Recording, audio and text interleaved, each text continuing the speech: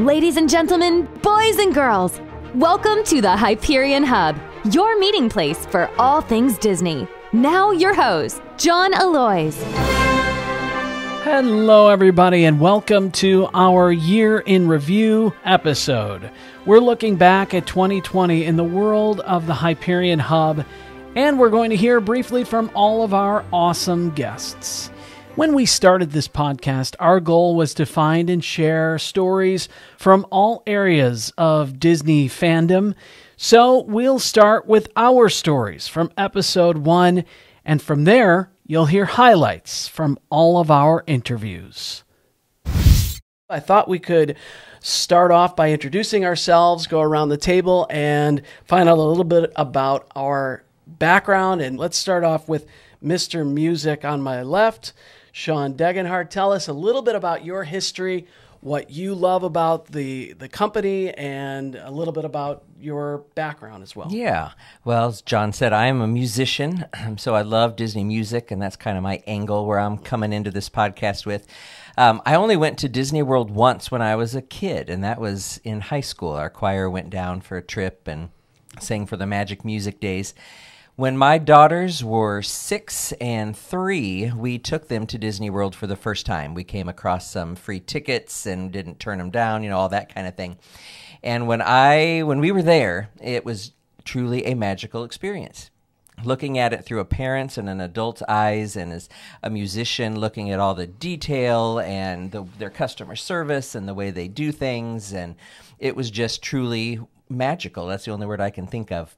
But just the way they do things, I started reading every book I could find on Disney's customer service and guest experience and, the John Hench art books and all those kind of things, just kind of sucking it all up and applying it to what we do in our own concerts.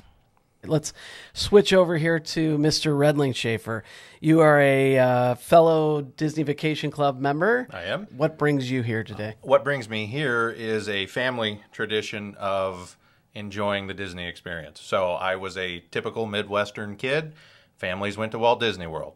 So at some point, my parents saved up enough money, and off we went on beautiful Ozark Airlines from Peoria, not even international airport at that point, connected through TWA in St. Louis. I'm dating myself, but that's how we did it. And we went twice in the mid to late 80s.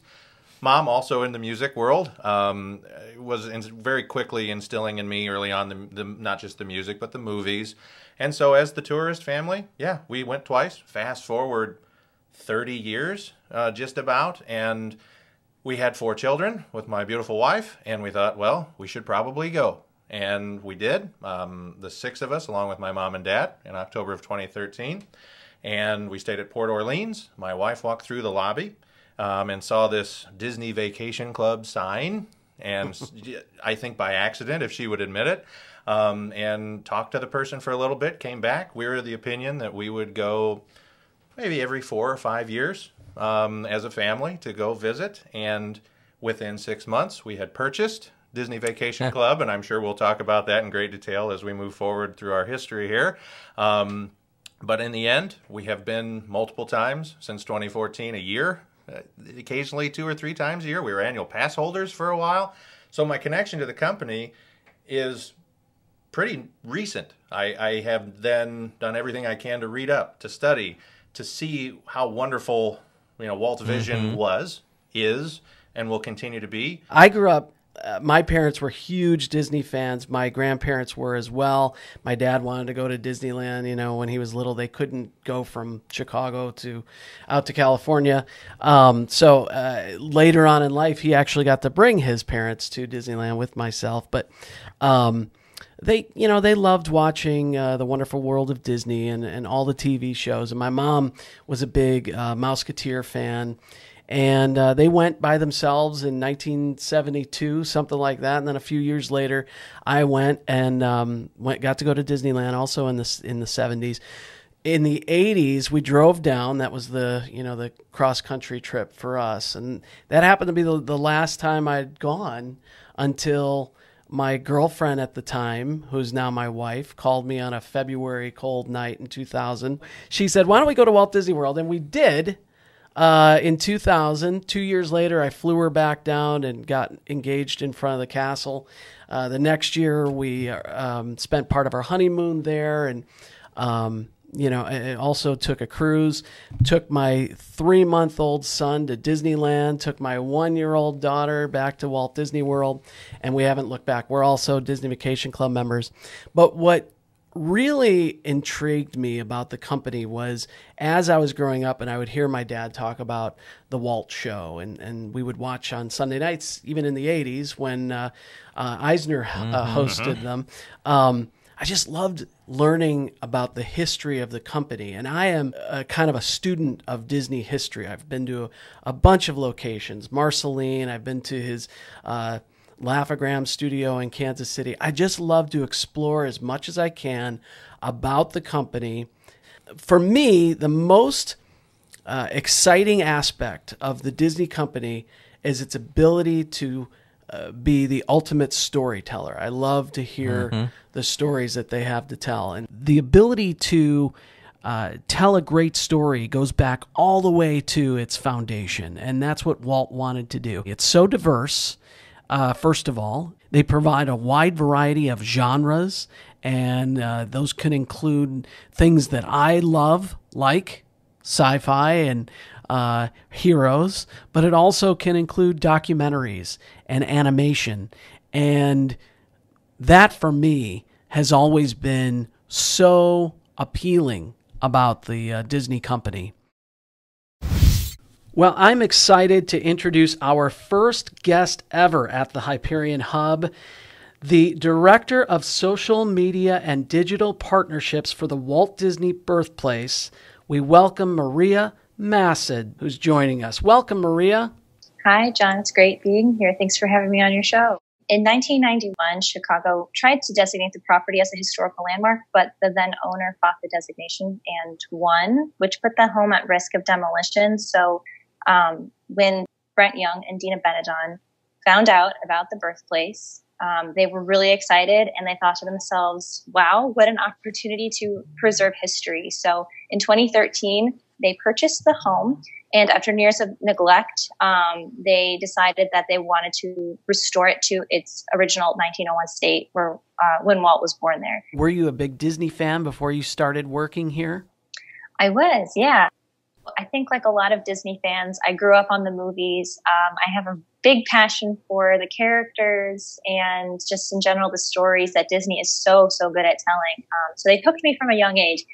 It was in college that I really got to delve deep into my passion. So I worked at PBS on this documentary series, American Experience. They were creating a documentary about Walt Disney.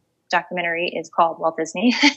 And I was really able to dive in deep into exploring Walt Disney and getting to know who he was rather than just consuming the content from the company. And I was totally fascinated by the man, and that kind of got me hooked into the Birthplace project, because during my research for that documentary, found out the Birthplace and started following along the project from there. And now I work at the Birthplace. I've loved working at the Birthplace. I think that it's one of the most important projects in terms of historical restoration in the country right now. I think that Walt Disney is an American icon, and the Birthplace is definitely deserving of its historical restoration, and I'm really glad to be part of the project. He's an instructor at Western Illinois University, where he teaches a class in Disney. How about that? He's also an owner at Out the Door Travel and a frequent contributor to the Disney at Work and Play podcast. David Zanola joins us. The faculty always used to get a letter in our mailbox that basically said, if you've ever thought about teaching a dream course, we're the ones to do it. It was the Honors College. They said we worked with the top 5% of students. So let us be guinea pigs, basically, because our students can take dealing with an experimental course being tested. So I designed a course, wrote the syllabus, wrote all the readings, all this kind of stuff about what is the organizational culture, how do things work at Walt Disney World to meet their mission statement, their values, their objectives, so on and so forth. Get in front of this big table of all these very important people in the Honors College. I had to present this class, and I sit down with them, and I presented this whole thing, and I was nervous. I was very young in my academic career at the time. I mean, this was 12 years ago now. And I was nervous. I read through everything, and I'm sitting there, and I'm probably sweating a bit. And I'm done, and they came for questions. And this one gentleman said, "Is that really the class you want to teach?" And I thought, well, I've blown it. I mean, really, that was what I said. I thought, oh, I've blown it. Great, right? He thinks I'm an idiot. And as an idiot, I said, actually, no, if you really want to know what I want to do, I'd love to teach him about it and then take him and show him. And this guy looks me dead in the eyes and says, "Why didn't you request that?" And I said, "I didn't know that we could do something like that." And he said, "You have a week to get us a budget." Wow. So that next week, I went down over spring break by myself, did a solo kind of a dry run of what my class would be like, where we'd go, what we'd visit, how it would actually work to maybe manage among crowds there with a dozen or more college students. Came back, submitted a budget, and here we are 12 years later. I've taken a group every year down of students to be able to teach them about how things are supposed to happen and how does that actually match up with reality. My argument is everybody can learn something from the principles that Disney has set up in their culture, whether on a grand scale or not. I use them in my teaching every day. Disney really stresses the importance of taking small moments to build relationships. The cruise line is full of those things. I do that in my classes as well. Every 5 minutes at the beginning of class, we kind of just shoot the breeze and just talk. It's not, all right, let's get going. And I think that if you find those things in your field that you can apply from Disney, you don't have to be Disney to apply their principles. And so that's kind of what I hope to open the students' eyes about. Steve Spain collects the rarest of Disney art, hand-drawn animation art from the earliest Disney films. Most people have never seen animation art by itself. They just seen it in the films, and that's how it was intended to be. But it's really beautiful art on its own, and I think you can appreciate it. I can't come down here and not smile. This is an original animation pencil drawing by UB Iwerks from the very first Mickey cartoon that was ever made, a film called Plane Crazy. A lot of people think Steamboat Willie was the first film. That was the first successful national distribution film, and it kind of, started the success of Walt. But this is the first one made, and the second one was Gallopin' Gaucho. And Steamboat Willie was actually the third one. But it's kind of an interesting story on this. A collector had this for 20-some years in California. And back in the old days, before the internet, there was a handful of collectors, and we knew kind of each other. There was a little magazine called In Tune, and there was classified ads and swap meets and stuff. And I even wrote a couple articles for that magazine. But anyway, this guy had this, and I said, I'd love to see a picture of it. We were talking about things we had.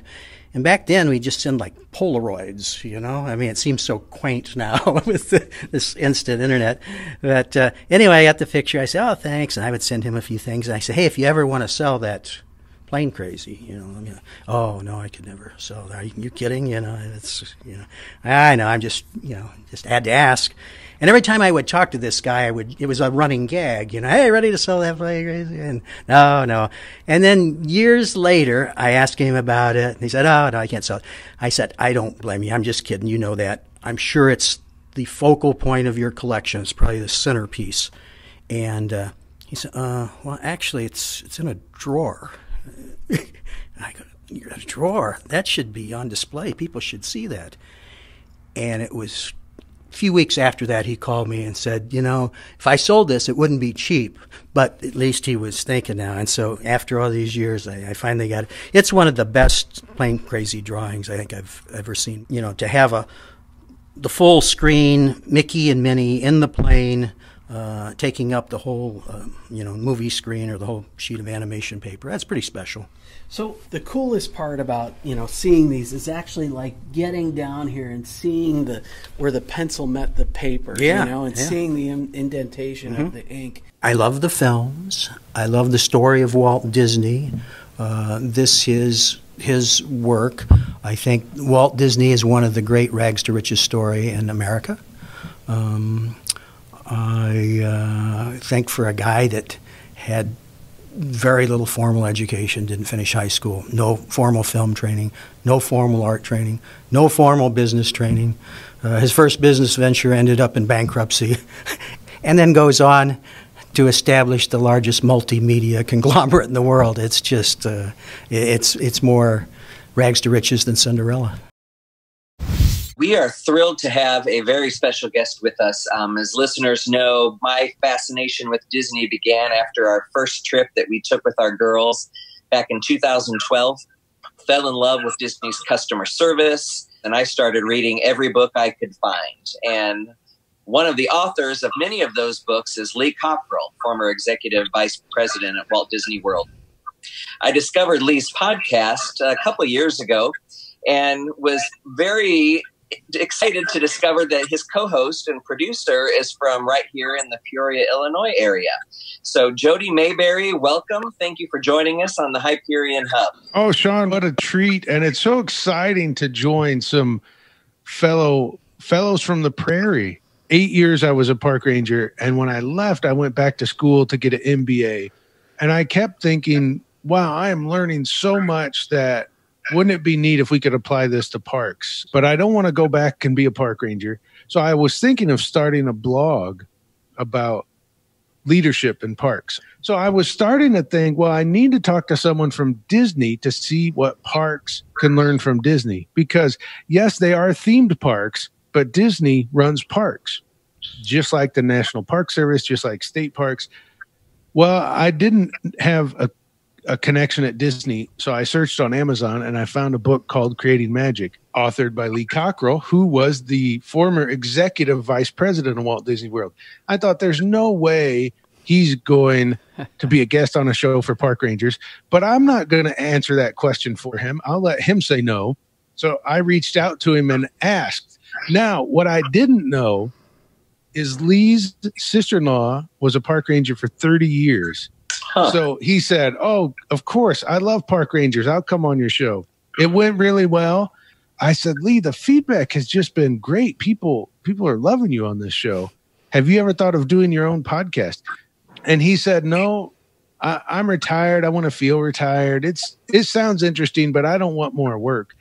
About 2 weeks later, he called me. Said, I've been thinking about that. I think we should do a podcast together. So looking back at all of the Disney-related podcasts that you've been doing, how has Disney affected your life? I'm so entrenched with Disney that it impacts everything I do. I mean, you go shopping and you start to get this level of understanding what leadership should be, what management should be, what customer service should be. And when you don't see it, you start to realize, oh, look at that. There's a hole there. Or bad service, they must have a bad manager. So that's one side. And you could say that's good or bad, that everywhere you go now, you always compare it to how good Disney is. But even as guests at Disney, you probably do that too, because you just get spoiled by good service. So that happens to me as well. But then on top of that, it just has, it's helped me so much personally to understand what excellence is, and just little concepts like don't try to be the best, just get better every day. Ideas like that, and understanding how details matter, and being good is one thing, but being great. All these little pieces that impact my life and how I run my business, they've all been there. And now I go to Disney all the time. What's the best advice you've ever received? And it could be from anyone, from your years of podcasting experience, from a parent or a teacher. What is the best advice Jody Mayberry has received? It came from Lee Cockrell, and it was passed to him from his father-in-law. So it's interesting how advice can get handed down like this, like a good story or like an artifact. But Lee's father-in-law, who's Dan Cockrell's grandfather, was a rear admiral in the Navy. And he told Priscilla, I believe it was towards the end of his life, to do your best and forgive yourself. And I remind myself of that all the time. I've had a lot of good advice given to me during my life, but I don't know if there's another piece that I have found so useful every day than do your best and forgive yourself. Co-host of the Moustalgia podcast, co-host of the Doombuggy Spook Show, host of the Storied podcast, all about the Haunted Mansion, creator of DoomBuggies.com, and author of the unauthorized story of Walt Disney's Haunted Mansion, Jeff Bam. Can you talk about that Tahitian Terrace recreation? That's amazing to me that you were able to work with Disney and Disneyland and pull that off. Can you tell us what that is, first of all? 7 years ago, we decided that we wanted to do an event at Disneyland we started the show because I had hosted a party at Disneyland for Doom Boogie's 10th anniversary.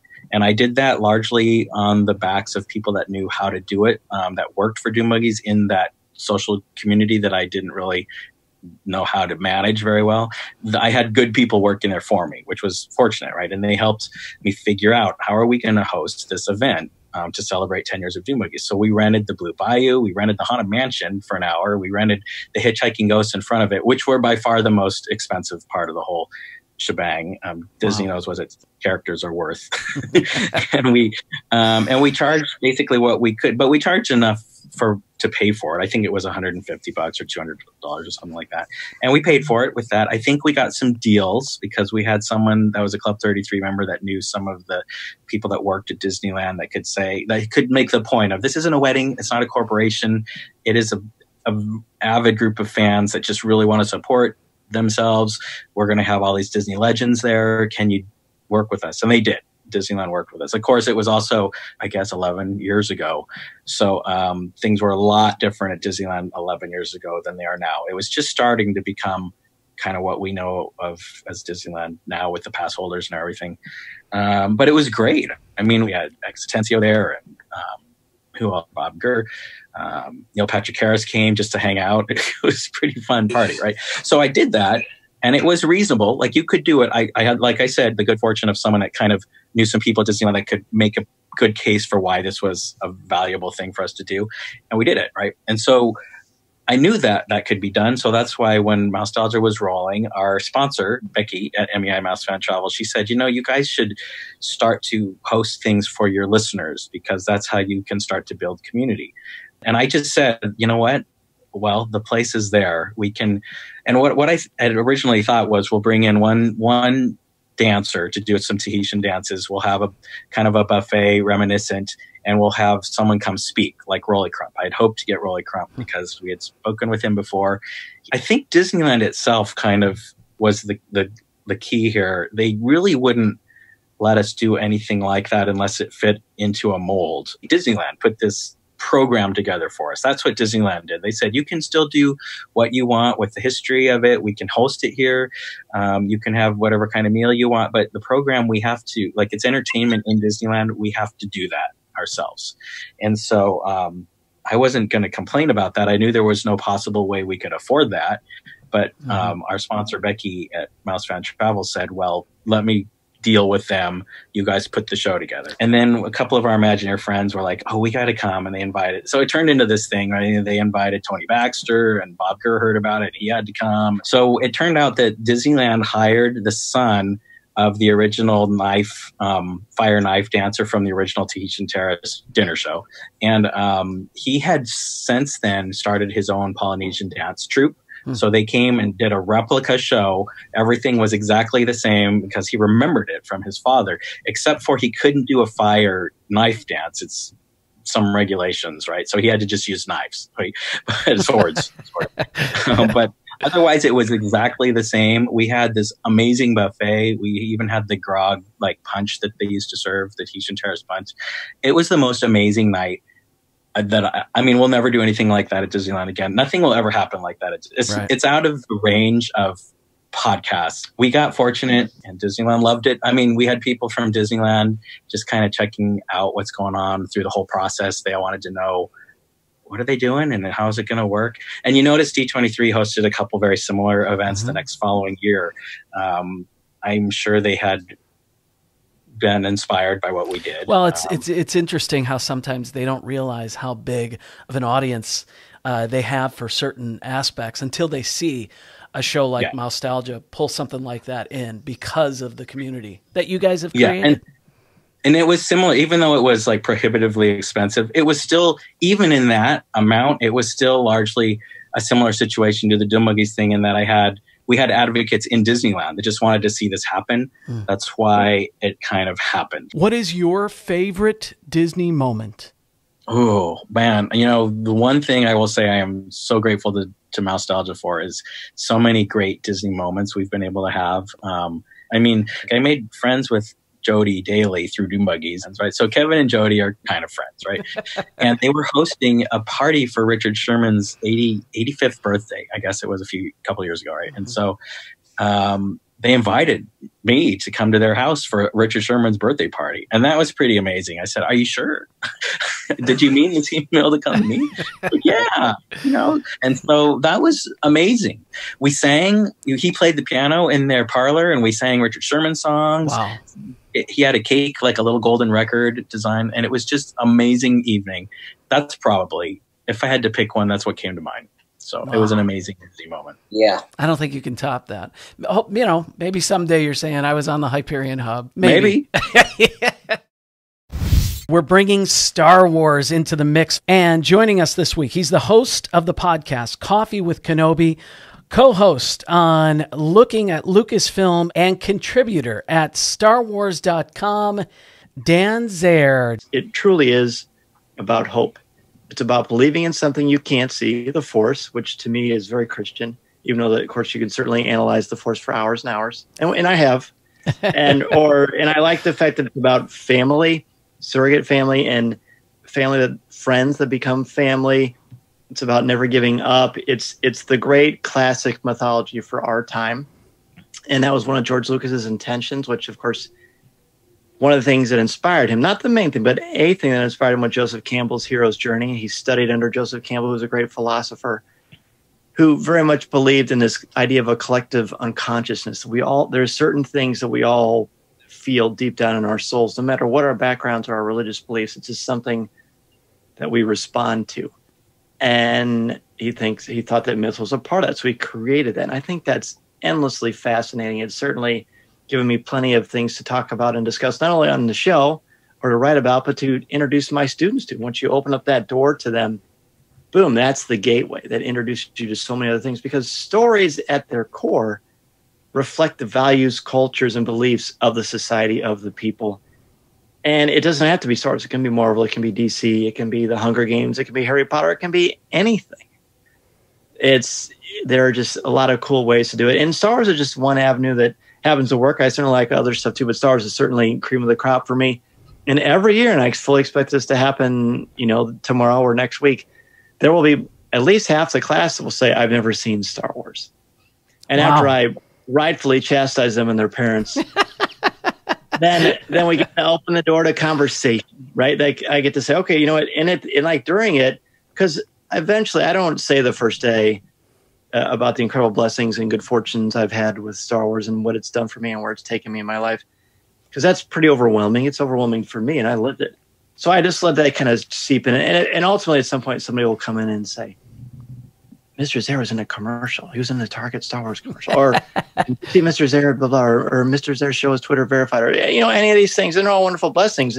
So that's when I get to say, look, I'm very blessed, and I hope that inspires you, because if you work hard and if you're super passionate about something and you never give up, good things can happen to you. And to me, that's something that Luke Skywalker learns as well. That's the big thing. And I also am sure to say to them, look, it's okay if you don't like Star Wars. You can hate Star Wars. I want you to think.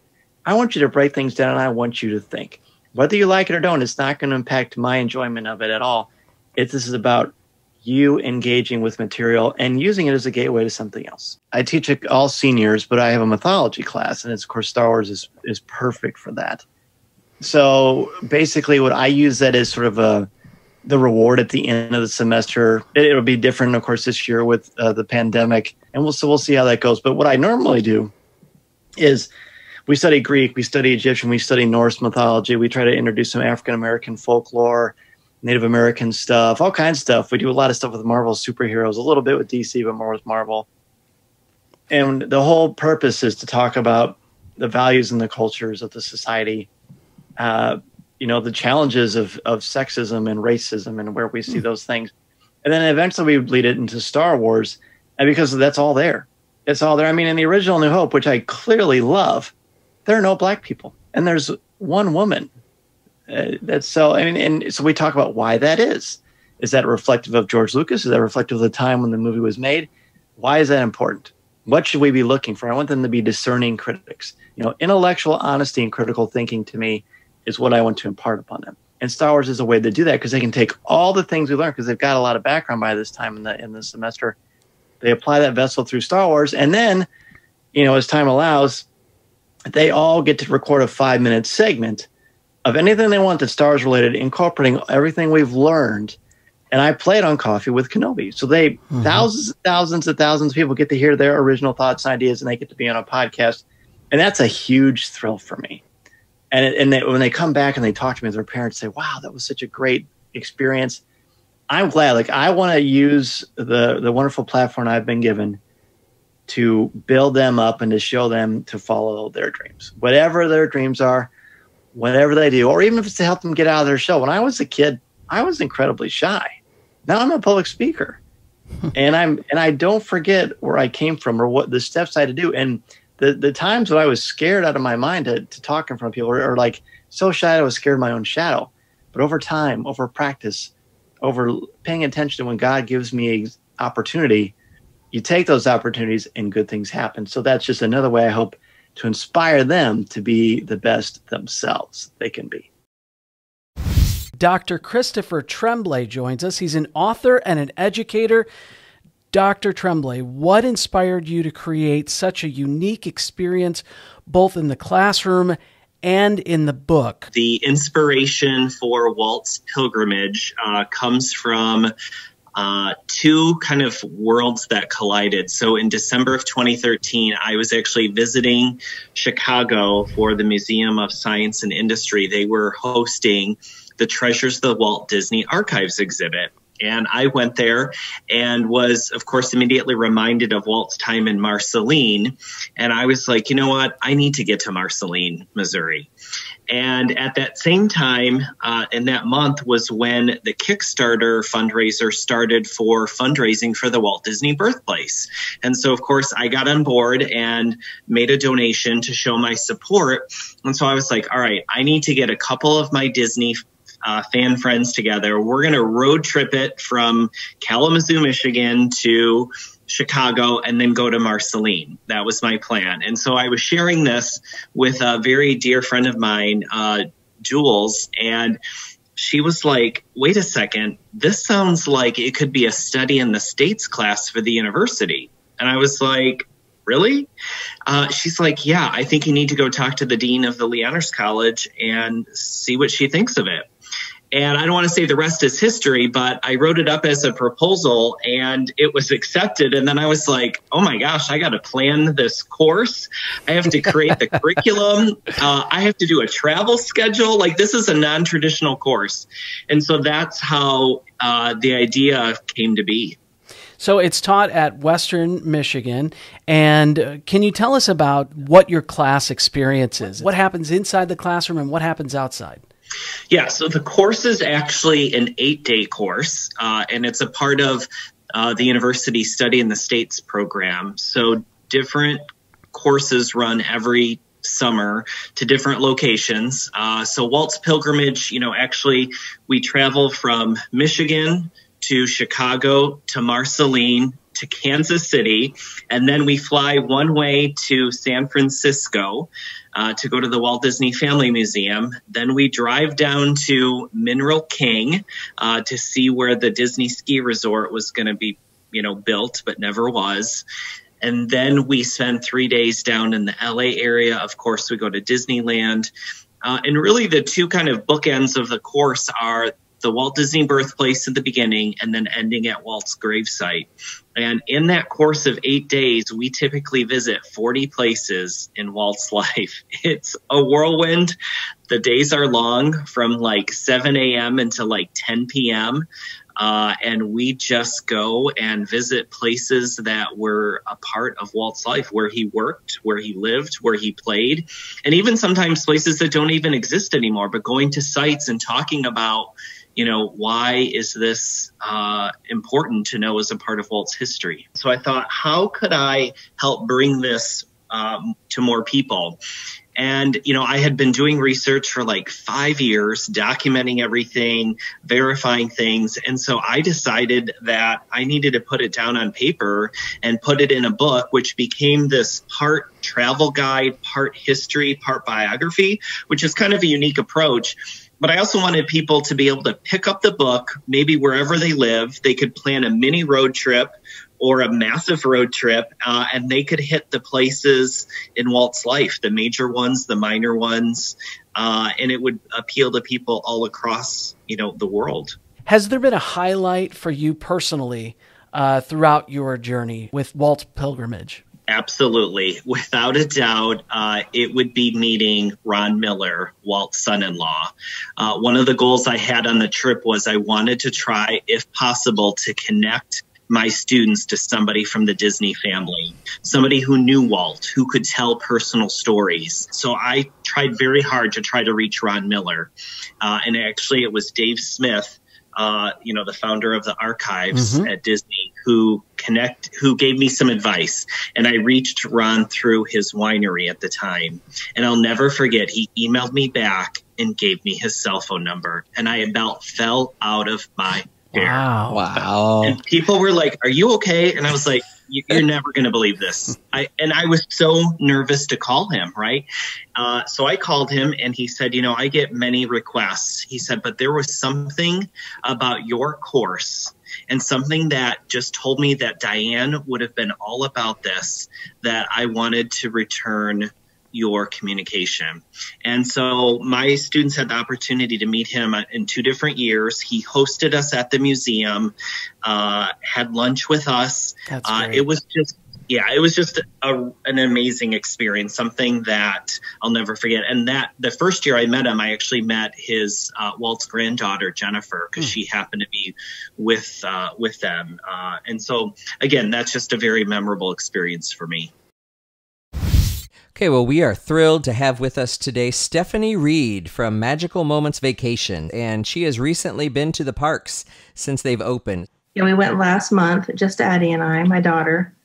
We just did a quick girls' long weekend, and we obviously hadn't been there since last summer. We hadn't been there as a family, the way things fell. I had been to Disneyland and to Universal, but we hadn't been there together for many months. So it was wonderful being back. We felt very safe with all the different precautions and very happy with the way they handled things. You don't have to go into details here, but was it emotional to be there? It was very emotional. I wasn't sure how I was going to feel. I knew I would be emotional, but I didn't know, am I going to actually cry when I walk into the parks, or, how I would even react. It was sort of like an awe type of feeling, just finally weight lifted, I guess, if you will. It was definitely emotional for me. And I think for Addie too. The cast members, from what I hear, are just so excited to see you. I mean, they've gone so many weeks themselves not being there, or even if they have been there getting ready, they haven't had the chance to interact with the guests. And so I think every reassuring smile or wave that we got accustomed to probably means that much more to us and to them too. We're going to keep our Walt Disney World tourist theme going and speak with an annual pass holder, David Burke. If you're a longtime Disney fan and an annual pass holder, you're very aware that the conditions are the way they are because of something terrible, a pandemic. But it's also an interesting time because I think a lot of us are like, oh, I wish I could be in the park when it's half empty. Well, here's your chance. There are no fireworks. There's no castle shows. But they've done a great job with these character cavalcades. Just out of nowhere, depending on what park you're in, you'll have these floats go by, or Anna and Elsa in a carriage go by. And it feels kind of organic and cool and probably a little bit more like Disneyland, in that it just feels like, oh, look, there they are. And in Animal Kingdom, they put the characters on pontoon boats and ride them around the waterways. And so that's fun. Why is Walt Disney World so special to you, David?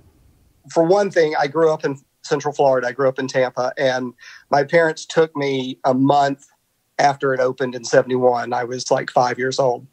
I don't remember much about that except standing in line and doing like Country Bears Jamboree and the train. But growing up in Florida, it was every trip we took. It was every school trip that we did. And I moved around a lot, and it was interesting. My wife said to me one day when we were walking down Main Street, she said, "This is so important to you because it's the only place that feels like home." And I thought, wow, that's true. I can't, I grew up in Tampa, but none of those houses are really my home. My family moved to Naples. That's not really home. I live on the Gulf Coast of Alabama, and I love it there, but it's not like I have a history there. Main Street, USA is the only constant in my life. The creative director of the Walt Disney Hometown Museum in Marceline, Missouri. Peter Whitehead joins us at the Hyperion Hub. The Hometown Museum is a place dedicated to Walt's early life in the town of Marceline. It's a historic building, wonderful facility. Why don't you tell us about the museum? Yeah, it's about 10,000 square feet. That's full of pretty immersive gallery space. The pieces in our museum were given to us essentially by Walt's sister, Ruth Disney Beecher. So when she passed away, she was of the family members, the Disney family members who lived in Marceline.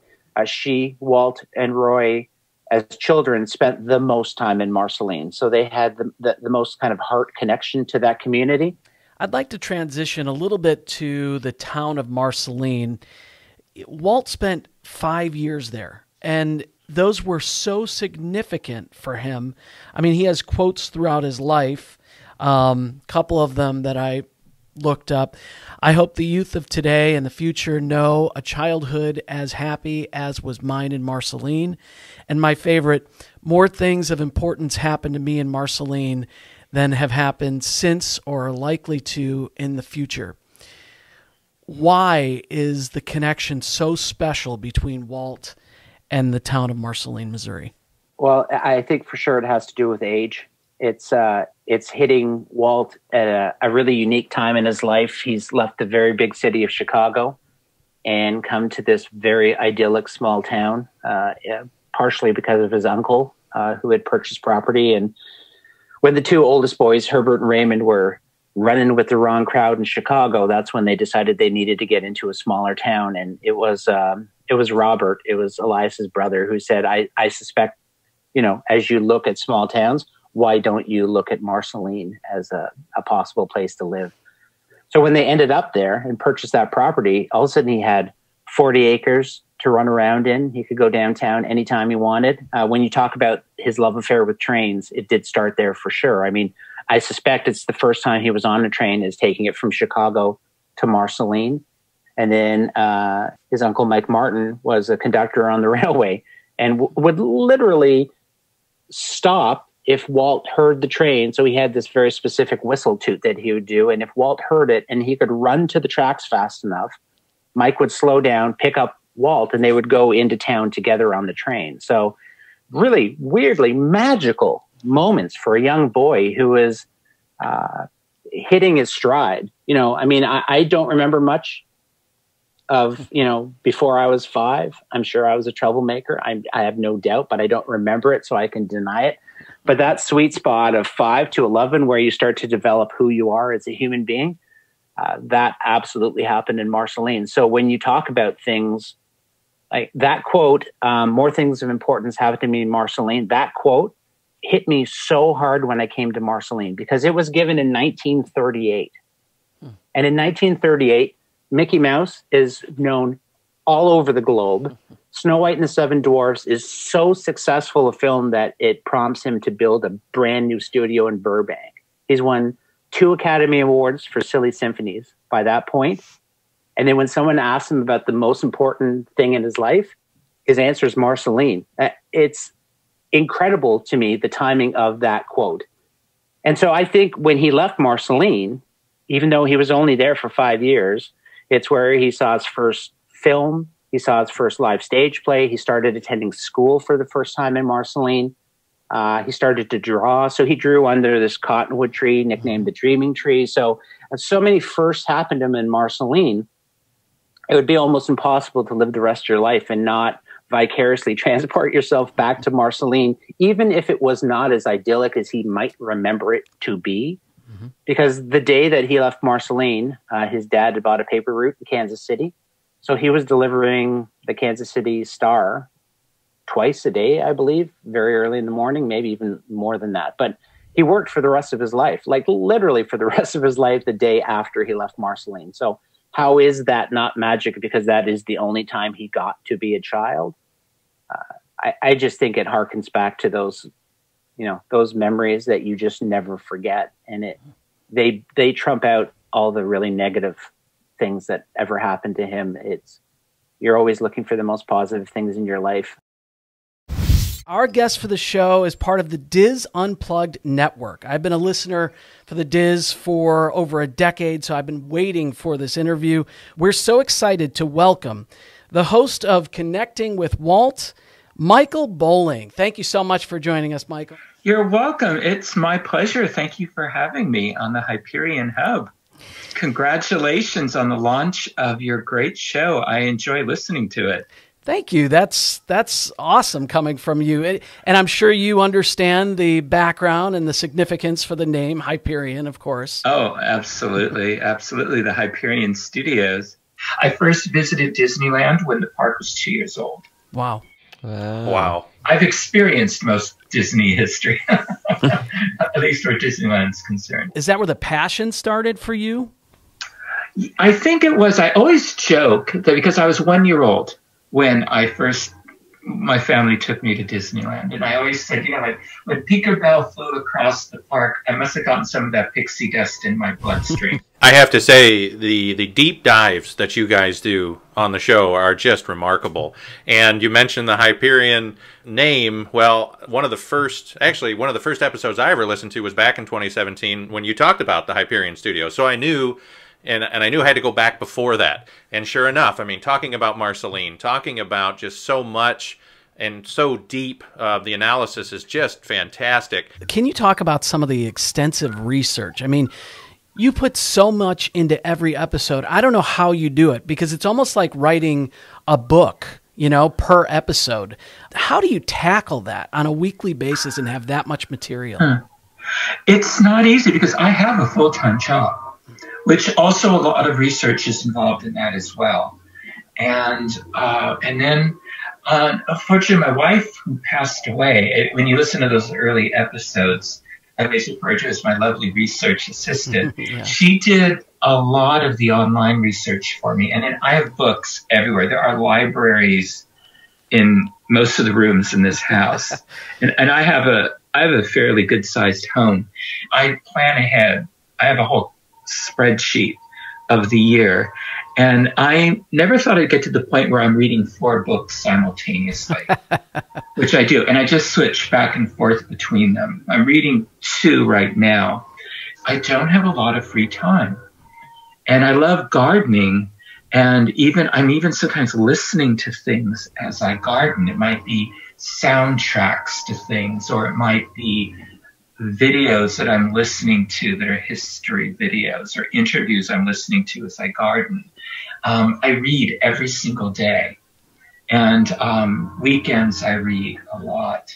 And then it's doing the online research. So like when I'm done with my day job, then I'll put in time researching before I make dinner or do chores and things like that. When you do your digging and your deep dives, you're fair and you're sharing your opinions.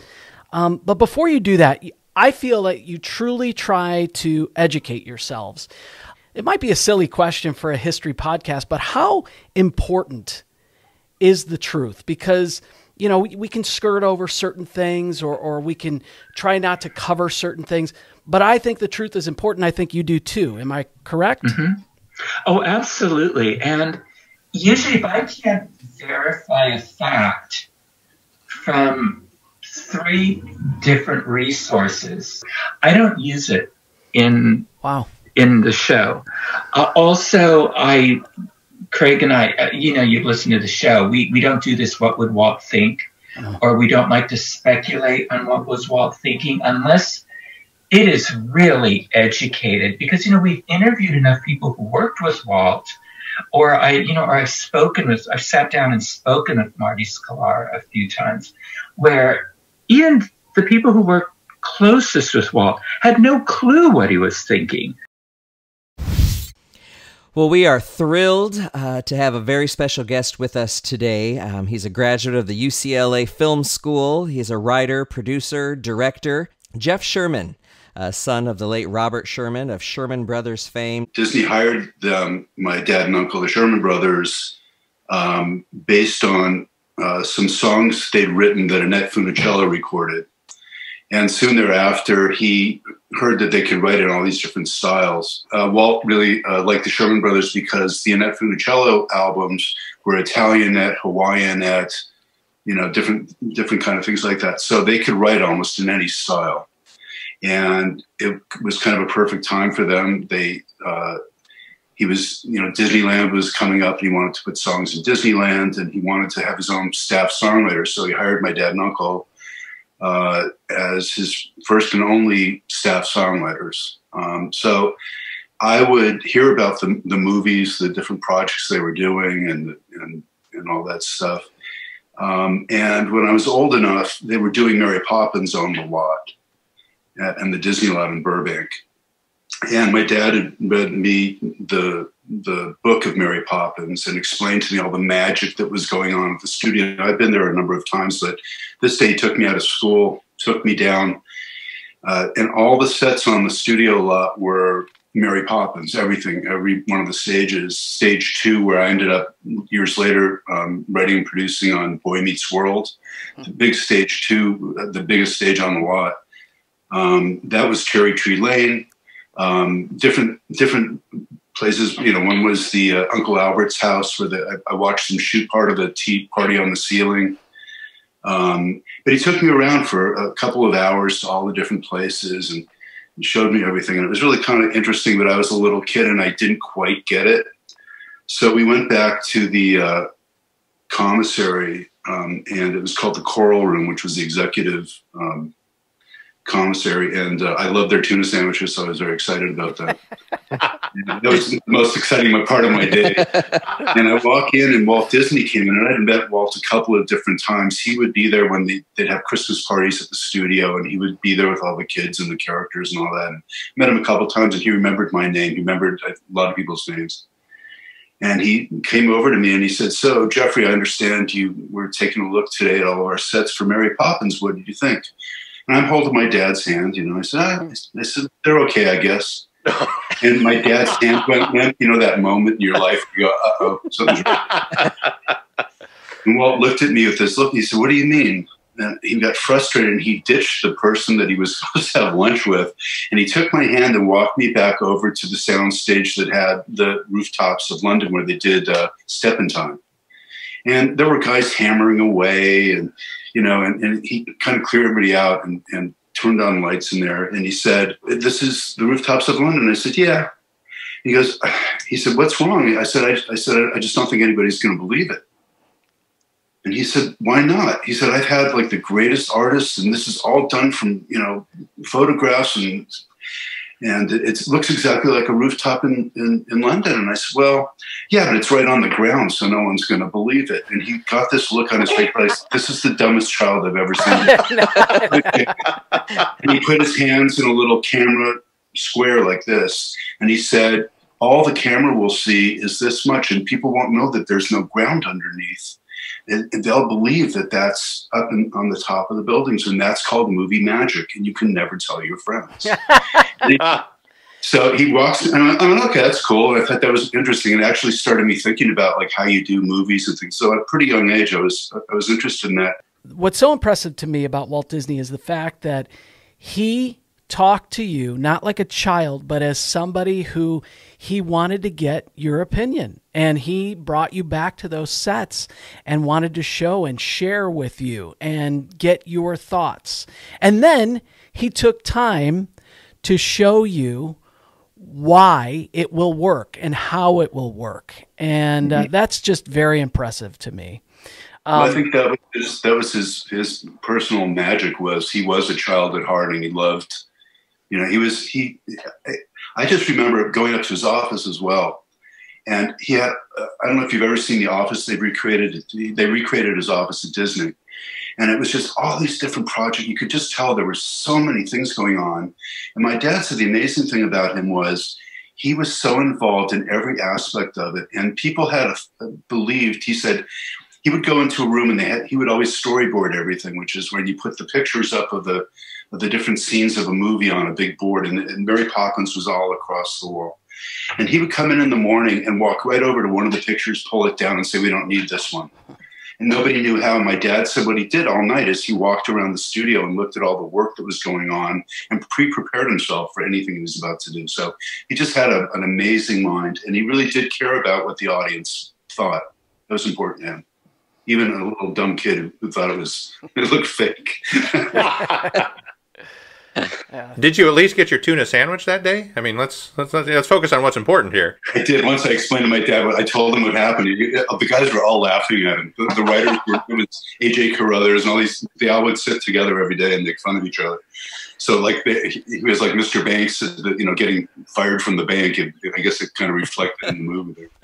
Tell the story about coming home from school one day after you had received was it the polio vaccine? Yes, it was the oral polio vaccine. And I was like everybody else at school who was my age. We stood in line and we got a little, they had like a little spoon and a sugar cube, and they dropped medicine on it. And then you swallowed it and ate it down. So I went home, and my dad usually was at work till about 5:30 at night. But today he was there at like 3:30 when I got home from school, and he was really depressed. The curtains were closed, and I said, "What's the matter?" And I didn't know this, but it was the day that Julie Andrews, who loved every song that they'd written for Mary Poppins, there was one song they wrote called "Through the Eyes of Love," which they thought was the big song in the movie, and she didn't like it. She just didn't think it was great. And so she rejected it. And so my dad and uncle had been sitting in their office, just, pulling their hair out, trying to think of something else to write as the big song, for the movie, Mary Poppins theme. And so he said, "How was your day, Jeff?" And I said, "Well, I got the polio vaccine at school today." And he couldn't believe it, because I was that kid. I don't know if anybody else was in this group, but I was the kid when they brought out the tray of booster shots. I would push the tray over and run out of the doctor's office and hide down the street. So he couldn't believe I let somebody give me a shot at school. And I said, no, they put the medicine on the sugar and you ate it. And I watched my dad, and something clicked with him, and he just started going. And he called my uncle. They went back to the office, and they wrote "A spoonful of sugar helps the medicine go down." So that's my little contribution to the Sherman Brothers. I've got goosebumps, just so you know. Yeah. He was sort of a Renaissance man. He did metal sculpture and paintings, tons of paintings. Like, I can't even tell you how many. And stained glass. And he always would have hobbies, and roses. He grew roses. And he was really, he was a songwriter in part. But really what it was he was a man of few words. And he would wait, and he would digest everything, and he would come back with the perfect answer to whatever you were saying. He was a very thoughtful person, but he had a deep side to him, which he mentioned when he was in the war. He enlisted at 17, and he went overseas. He was in the Normandy landing at 17, and went up on the beach and marched through Europe, and ended up a Jewish man, the only one in his brigade, and he was the first American soldier to liberate Dachau concentration camp, and experienced that. So, and he had been a poet before that, and it really made an impression on him that he had to do something with his talents that would make the world happier, more understanding. So, if you look at the Sherman Brothers songs, they both infused it in there, and my uncle's a genius composer.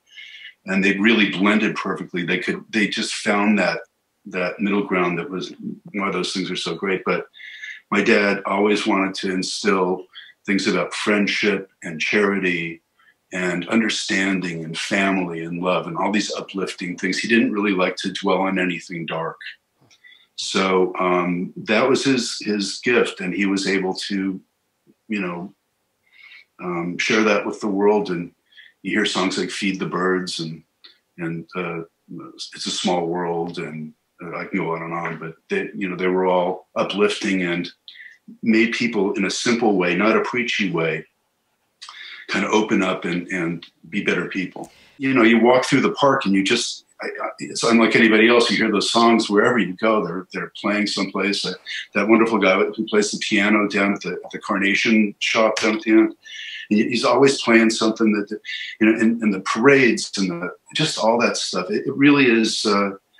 It's overwhelming. When we go to the park, we used to go quite a bit, especially early when I was a little kid. But later on, even in other times, my dad and uncle would be honored for something. We'd go to the park and they'd do stuff. And we always would go on "It's a Small World." It's a family thing we would do.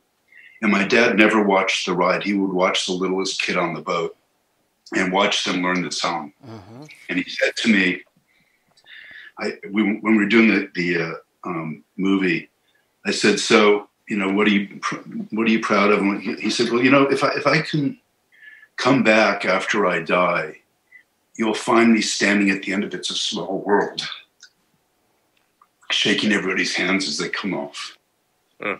So there's a little tradition that maybe your listeners can do, which is my friends who all know that story, when they get off the boat, they say, "Hi, Bob."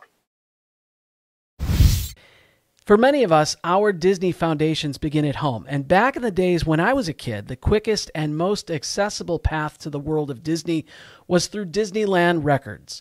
Our guest this week has created a wonderful website dedicated to those old vinyl discs from mousevinyl.com, and one of the co-hosts of the Mousetalgia podcast, Dave Brailon, joins us.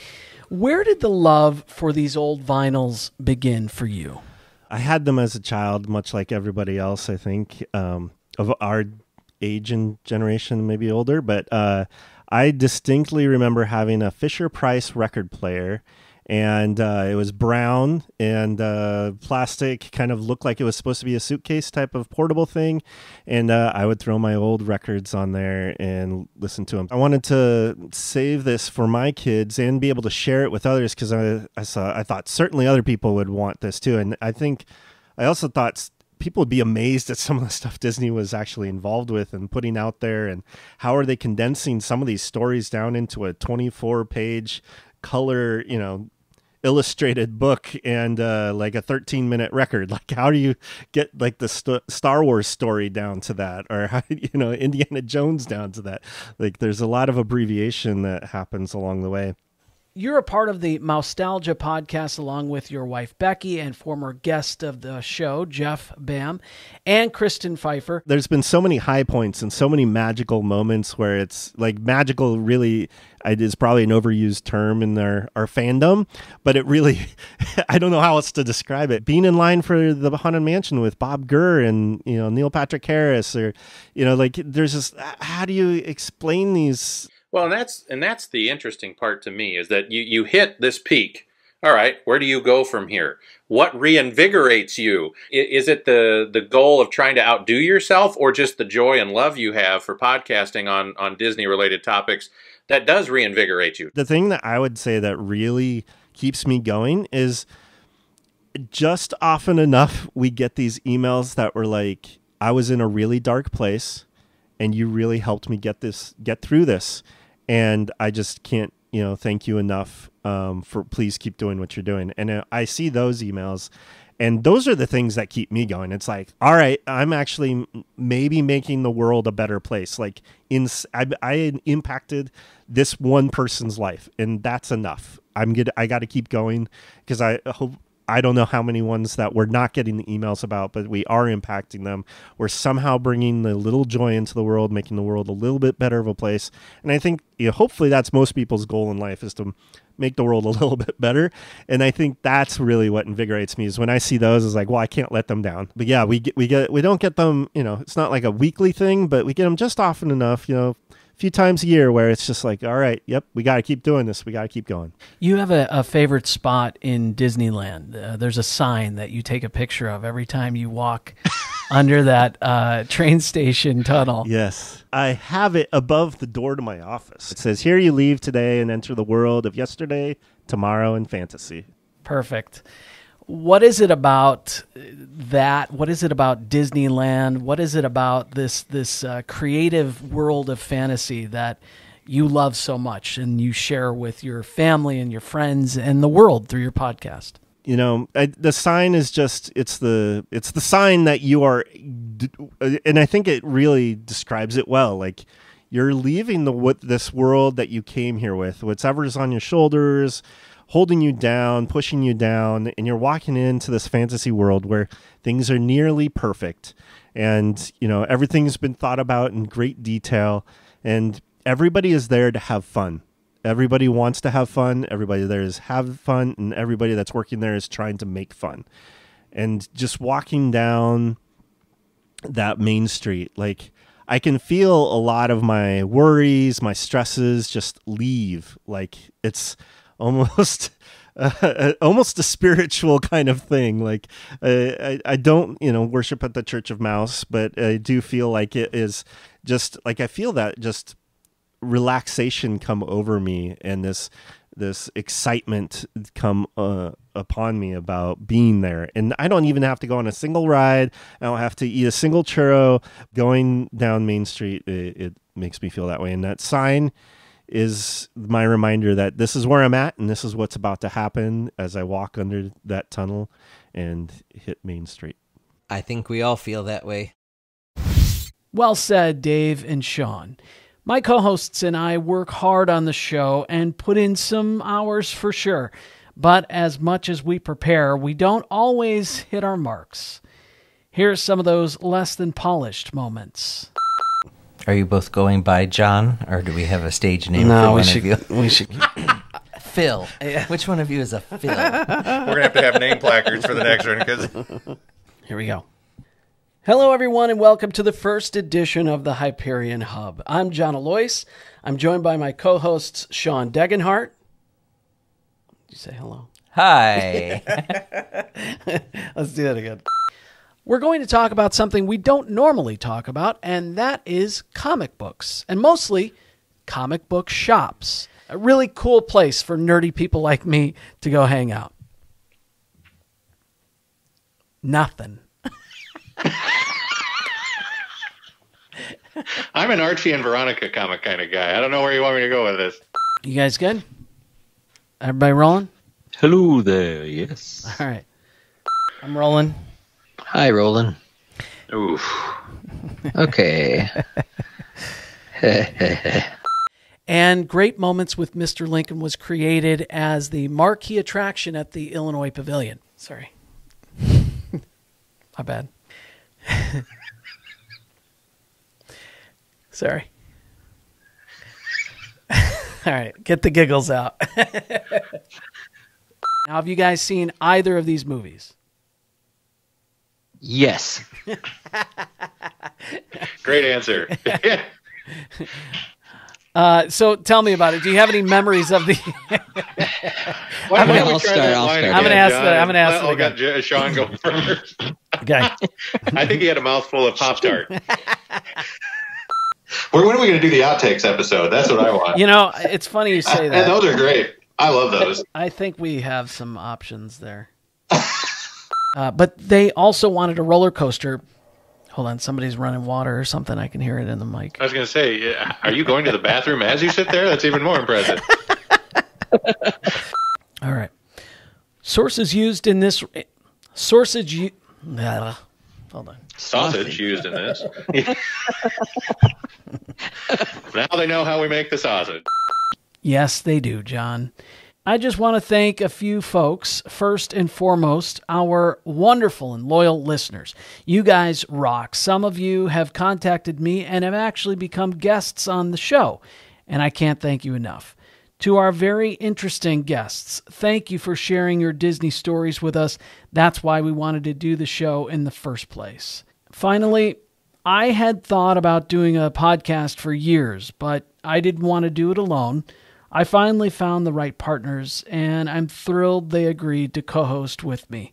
Sean and John, thank you. You make it so much fun. We're going to take a few weeks off before we're back at the end of January with more exciting content. Stay subscribed, and we'll talk to you very soon. Thank you, everybody. We're glad you could join us. We'd love to hear from you. You can email or send us a recorded audio message at podcast@thehyperionhub.com. Find us on social media on Facebook, Instagram, and Twitter. The Hyperion Hub is not affiliated with the Walt Disney Company or its subsidiaries. We'll meet you next time at the Hyperion Hub.